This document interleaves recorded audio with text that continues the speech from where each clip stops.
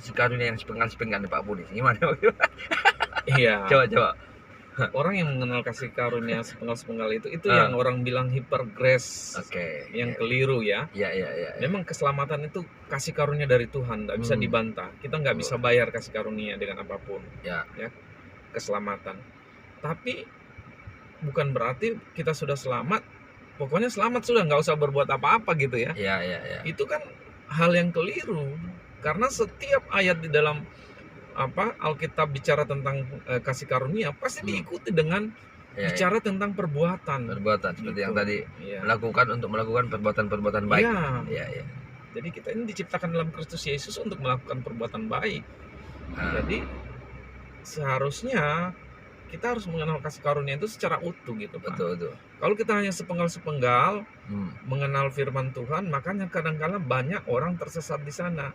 Pokoknya Tuhan berkati kita, Tuhan berkati kita, tapi nggak malas bekerja. Ya bagaimana, gitu kan? Kalau saya melihat itu gini Pak, kalau Tuhan berkati kita, tapi malas bekerja, artinya dia lagi ngomong kosong. Karena ketika dia berkata Tuhan memberkati itu, iman dia itu menggerakkan dia. Ya, seharusnya seperti itu Pak. Ketika dia berkata Tuhan memberkati, diikutilah dia bekerja. Makanya ada istilah berdoa dan bekerja. Kan? Kita mengharapkan dari Tuhan yang terbaik, kita bekerja gitu. Nggak mungkin tiba-tiba beras turun dari langit. Nggak bisa gitu. Memang ada dalam kondisi-kondisi tertentu, ketika kita tidak ada lagi makanan atau apa, kita berdoa sama Tuhan, bisa saja Tuhan buat mujizat. Saya pernah dengar satu kesaksian bahwa ada hamba Tuhan ketika dia pelayanan di suatu daerah terpencil dan kebetulan mereka memang habis beras, tidak ada makanan, dia punya anak, lalu dia berdoa sama Tuhan, katanya Tuhan, kami kehabisan makanan nih, anak saya mau makan, tidak mungkin saya pergi minta sama tetangga. Jadi pagi dia berdoa, tiba-tiba jam 11-an kurang lebih gitu, ada mobil berhenti, kasih turun beras sama mereka. Jadi itu luar biasa ya. Itu mujizat. Nah, makanya waktu kita melayani Tuhan, waktu kita memberi diri melayani Tuhan, lakukanlah yang terbaik.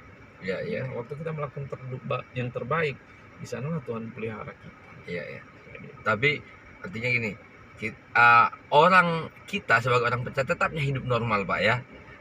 Walaupun di saat-saat tertentu Tuhan bisa melakukan hal-hal yang di luar kemampuan kita, tapi bukan berarti Tuhan baik, tapi seperti tadi mengharapkan beras turun dari langit, itu kan nggak normal Pak. Contoh kan kita ini saudara di dalam Kristus, kan? Kalau ada yang susah harus ditolong. Tapi banyak orang yang memanfaatkan ini kadang-kadang. Katanya kasih karunia, katanya Tuhan baik, katanya percaya Yesus. Tapi mana kasihnya? Padahal orang ini nggak mau ditolong gitu. Betul. Diarahkan, kamu harus kembangkan kapasitas kamu belajar ini. Nggak mau belajar, mau mentanya aja gitu.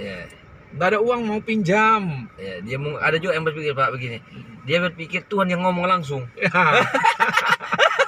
ada kadang waktu kita ngomong nggak itunya, dia berpikir harus Tuhan yang ngomong langsung sama dia. Jadi padahal hidup kekristenan itu yang normal juga sebenarnya ya. Jadi tidak yang selalu hal-hal yang supranatural terjadi kan, walaupun itu bisa terjadi. Jadi yang sepenggal ini repot ya. Karena dia menganggap karena kasih karunia, katanya pendeta gitu.